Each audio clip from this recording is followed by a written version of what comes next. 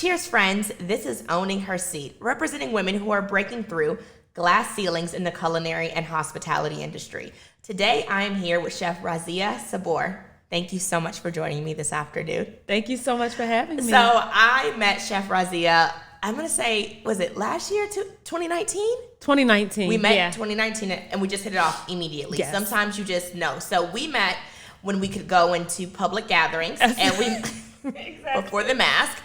And we met at a dinner party at Dinner and Blanc. She was the chef, and we drank and danced the party away. Cheers to that. It was just a good vibe. Lots of wine. The food was absolutely amazing. I still dream about that macaroni and cheese to this day. Thank you. Okay, so throughout this journey of ours, we've been able to support, collaborate, network, and it's just been so much fun. Yes. So tell me, how did you begin your journey as a chef? That's a long story, but to make it short, I was a social worker. I had been a social worker, I had been a social worker for 9 years straight out of college. I moved here to Atlanta in 2005, and I worked for the court system and then got into like residential treatment. Was a therapist for like abused and neglected children. Up until the point that they got, what's it called, when they leave the system. And it was just a lot of work. So once I had my first daughter, it was like I was asking for something different, asking for my schedule to change. And I got into outpatient treatment, but it still was just like I was dropping her off to my parents early in the morning and maybe not picking her up until like 7, 8 o'clock at night. So she would want to stay there, you know what I mean? Or cry to want to stay with my mom. So it was really just like me putting it out to the universe that I wanted to do something more, something different, like totally, And then I just started having these things, like dreams about becoming a chef or doing something totally different. And I was honestly like afraid of it. But I said it to my mom, and she didn't say the things that I thought people would say, like, you don't cook, you don't know how to cook, like that's what I was thinking, like, how am I gonna do that? Like I cook a lot, but I don't cook professionally. How do you do that? Right. But she was like, just do it. Absolutely you should. Super supportive. Yeah, you host people all the time. Of course you should. And then I just kind of got the ball rolling. My brother-in-law, I thought I would have like a food truck because that was popular back then in DC and LA. I'm from DC. And so I kind of thought that I would adopt that model here in Atlanta, and that just was kind of difficult, like licensing and all of that. So my brother-in-law decided to wrap my truck. Remember everybody used to drive around with the van, wrapped, honey, so SUV. He was like, I could wrap your truck that you have right now, and you could, do that. Baby, we Meals on Wheels. We out of here. Right, you could do it that way, but I hadn't quit my job or anything yet. And as soon as he wrapped my truck, my husband, who was already in the industry, he plays saxophone, he called me and said that he told someone that I was starting a business in food, and the person who was supposed to show up for Tyler Perry Studios the following day fell through. And I had just gotten like my business license. I had just gotten your first everything client on paper. Was Tyler Perry Studios. How huge was that? And it was like, I told him no on the phone. I was like, that's ridiculous. I don't cater. I can't cater. He was like, you have more than 75 people in your family. You can cater for 75 people tomorrow. And so I got a pass to this store called Restaurant Depot, where I shop all the time now. But I got a pass that day. And because I was like, I cannot show up with aluminum pans to Tyler Perry Studios for all the work that they made me go through prior to coming there. That day I had to send all types of stuff in order to get on the lot. So I was like, I have to come up there, official. I have to come correct. Yeah. So my husband sent me a video of what catering looked like when they went to lunch that day. I went and bought all of these supplies from Restaurant Depot.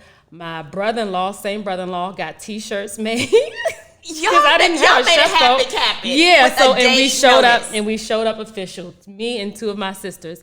And before they finished eating lunch that day, she said, okay, well, we're gonna be here for 5 weeks. We're gonna need lunch and dinner for 100 people for 5 weeks, lunch and dinner every day. So it was like catering 101. It taught me how to even be in this industry that I'm in, because there's so much do's and don'ts that are kind of unsaid, so many different unsaid do's and don'ts and all of that. It's like I learned everything in that time. And as soon as I finished, I wrapped with them. I had 9 weeks on another show and 12 weeks on another show. And then I went over to WeTV. And so for those who do not know, this is called craft services. Okay. So literally when you have a production crew, they hire. Yeah. If you want to explain a little bit more, because you're more of an expert. So they hire craft services, but they also hire catering like me. So I was craft services for some productions, but for Tyler Perry Studios, WeTV, even OWN, I was catering. So what's the difference between craft services and catering? Craft services, they come and they are there all day and they replenish snacks. So any type of favorites that you may have, like the popcorn treats that we had today, things like that. Anybody's favorite little treats that they want to have. They have a table there for you to have it. Sometimes they have hot snacks, and then they might have things in your room depending on what you request. Well, for me, I am meal services. So I come when it's time for you to eat lunch. I come when it's time for you to eat breakfast. I come when it's time for you to have dinner. And every 5 hours, just on a set, it's required that you feed that you feed your cast and crew a full meal. Oh. Just union. It's just required. So that's what catering is. So sometimes you can pull up on a lot. You can stay on a lot all day. If it's breakfast, lunch, and dinner, you could just serve, from your truck, like your food truck. You make all the food. I love it. So when did you quit your job? Maybe like 2 weeks in. But I used up my leave and all of that stuff. So we were juking on the PTO. So I already quit. Yeah. I've never been asked. How did you do that? How did you work that out? I'm hearing the job. Right? I'm not hearing a notice. I did give them 2 weeks notice, but I used my. We're gonna use this PTO to be juking on the. Yeah, I'm not gonna be able to come back, but I will do. I'm gonna get paid while I'm working 2 jobs. Okay, work smarter, not harder, people. I did. That is what I did. That's what PTO is used for. Yes. To be working on your side business. And honestly, I was working so much as a social worker. It's a passionate type of dedication job, and that's what it was. It just took so much from me to the point where I wasn't giving that energy to my daughter. She was 2 years old, and I just wanted to do something different for her, to be present as a mom, Okay, so how do you balance it all? Because right now you have so many clients, you have a husband, you have 2 children, and you both are entrepreneurs. Yes, we are. So that means there's really no time off. There is, because with this career, what I like, as opposed to being a social worker, is I'm able to plan my time out. I'm able to be in control of my time. So I decide, the client, well, not necessarily. I don't have that much power. But I decide, like event catering and things like that, I decide when I'm available or when I can be free. Social work or working for the government, working for the system is a totally different thing. So my primary goal is to be present, to raise my daughters. That's what my mom was. She was present for us. So I build it around them. I build it around their schedules, and now they're older, so I'm able to do more. Yeah. But back then it was like, it worked perfectly. I was in and out all the time, present at their school and all of that. I love that. It works. Okay, so what advice would you give someone who is just starting out in the entrepreneur journey, and they have children and they have a husband? What advice would you give them to start? Your nights when you put your children to bed will be your working shift, or that is mine, and that is what works for me. But I would say do it, and you learn as you go. There is really no formula to it. There is no I did it this way and this is the way it should be done. And everything is kind of digital now, so you have the time. But I would say do it anyway, figure it out as you go. It will be figured out. I don't know how it's working, but it truly is. So I can't say A, B, C, and D, because there is none. Week to week, day to day, it changes, But if this is in your heart, if this is your passion, do it, and it will be figured out. What is your favorite part of being an entrepreneur? My schedule. Really? Like my freedom. The flexibility. The flexibility, absolutely. It is priceless to be in control of your time. to be able to be present where you want to be present, to be able to cook dinner, at 6 o'clock at night, or to be at the bus stop, or to be able to show up at my daughter's schools, even though they're too old to allow me there anymore. We just talked about it. Tell me I can't come now, but just to be able to have the flexibility and the control over what I do and don't do is priceless to me. So with the pandemic, how has your business shifted? Because it's been very scary for a lot of entrepreneurs. Yes. How has things changed for you and your business? So I will say the very first day that it happened, or there was like one specific day, and I'm going to find out that exact date when everything just absolutely shut down. I lost my whole graduation season in one day, 7 gigs and 2 corporate gigs, all in like the course of 2 days. And all of those deposits have to go back. I'm not a person who says you paid your deposit and you don't get it back. You know what I mean? Like, just rightfully so. I wouldn't keep people's. So it depleted me all in like 2 days. But I adjusted. I was able to shift. And I'm thankful even for younger people who are able to say, well, you can do this, or have you thought about that? Even friends of mine, I started doing Instagram lives. Yes. I would just cook on Instagram, but I'm very shy, or used to being behind the scenes, not used to being present in front of people talking. You feed your people the food and you mind your business, you go away. Right. So cooking on Instagram live, with my husband just in the background being funny, my friend or a couple of friends and clients suggested that I do these Zoom cooking classes. And I was like, no, I can't do that. I don't even have a Zoom account. You know what I mean? That was my thing. I don't have a Zoom account. I can't do it. But anyway, a friend of mine, specific friend of mine, she pushed me into doing it just for her girlfriends, like a girls' night in. Yeah. And then they ended up doing it like every week. So it trained me. Again, it was just like on-the-job training. And now I do them quite often. I do them a few times a week for corporations that might have planned retreats or conferences and they couldn't go because nobody can go anywhere anymore.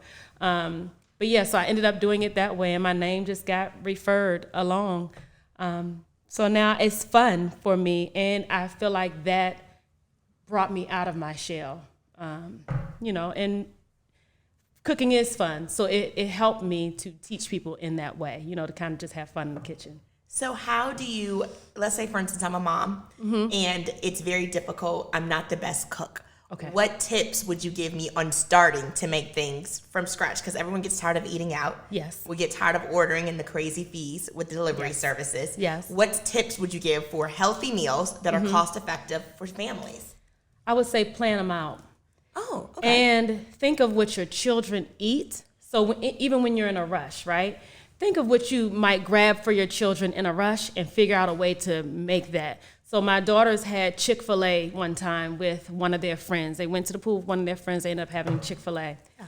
Nothing wrong with Chick-fil-A. I just never fed it to them before, fast food. But anyway, it made me figure out a way to make the different things that they had. They had chicken nuggets, which was simple, and French fries. Kids are really simple.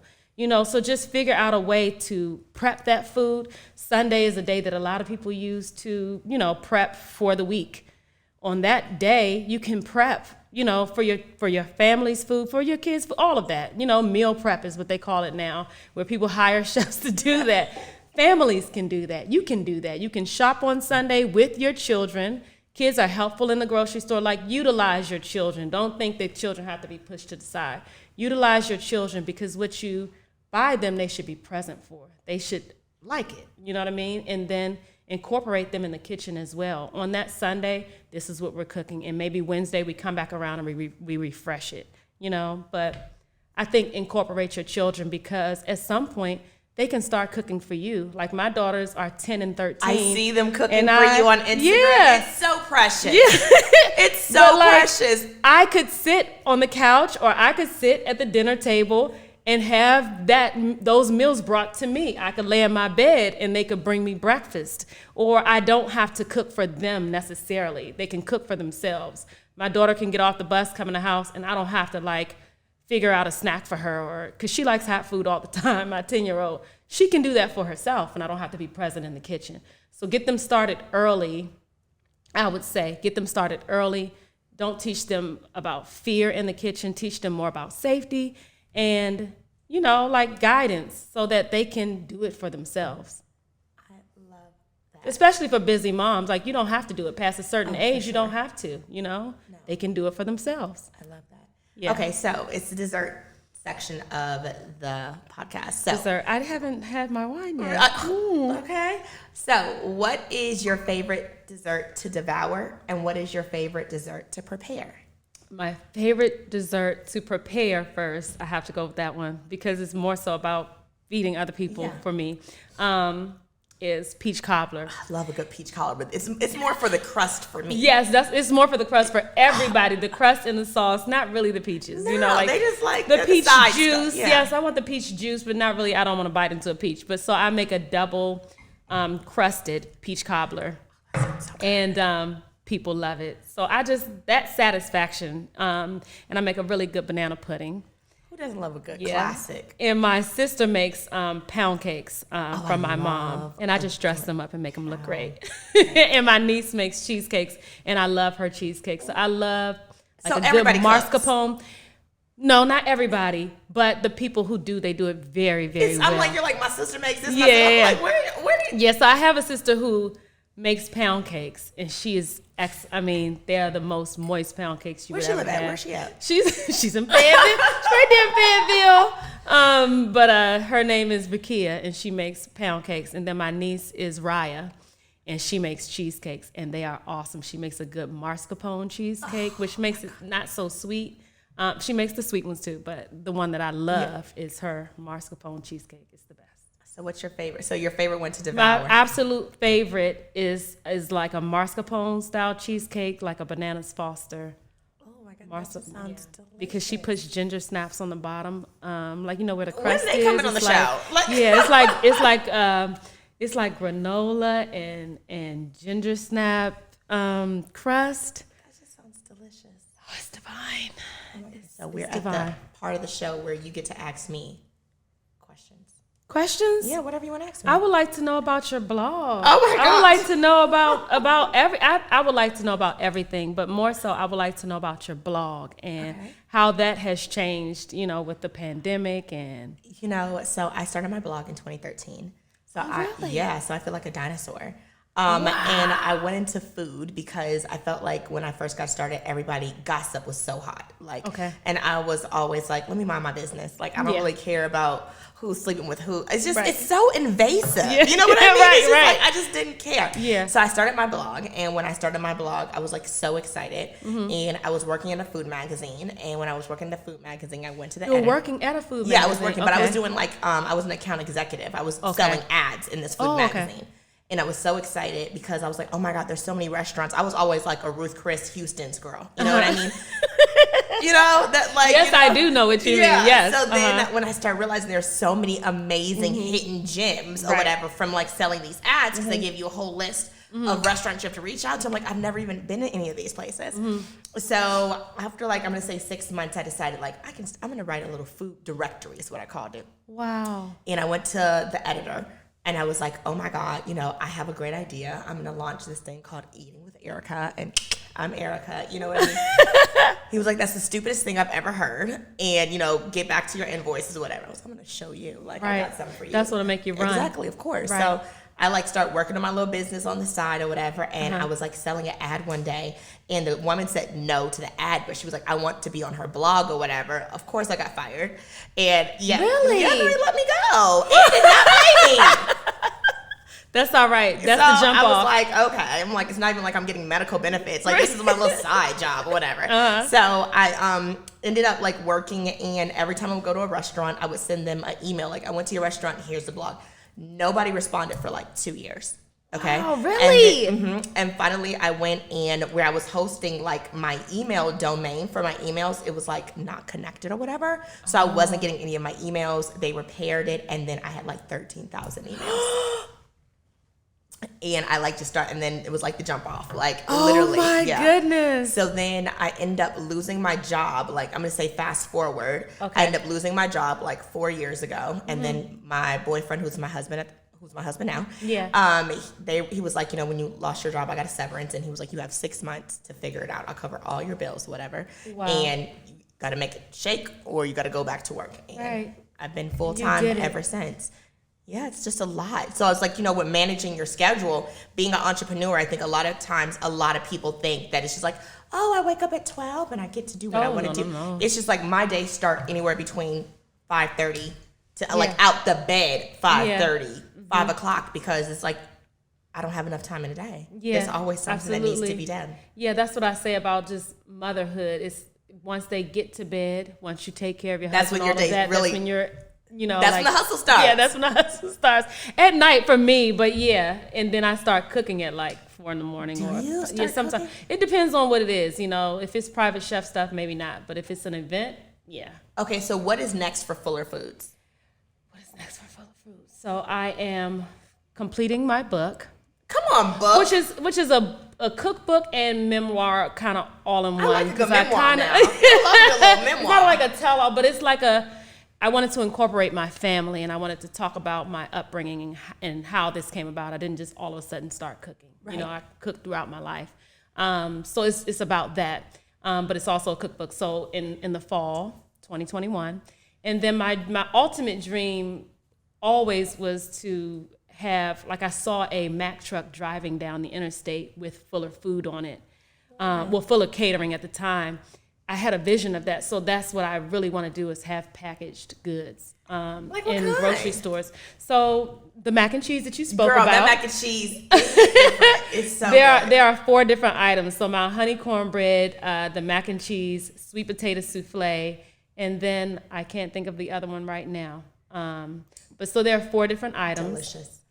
Thank you. And then I want to do frozen dinners, like in the frozen food section of the grocery store. Well, I'm sure it's going to be a success. Oh, Fuller Burgers. So that's what I started with. So it's loaded turkey burgers. So they're just stuffed turkey burgers. And I love how your food is clean. Thank you have a good combination of like savory and still healthy. Yeah, so I call myself like a savory indulgence. So you think of like desserts and such. Yeah. I'm not something that you can eat every day, unless I'm like your private chef. But when people book me for events, it's like an indulgence. It's a savory indulgence. It's something that you're not going to eat every day, but you're having an event.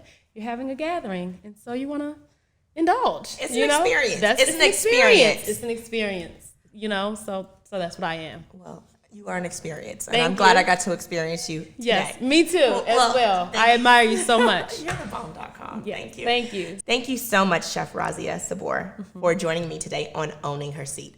Thank you guys for joining me, and until next time, cheers. Cheers. Thank you so much for having me. Thank you for joining me.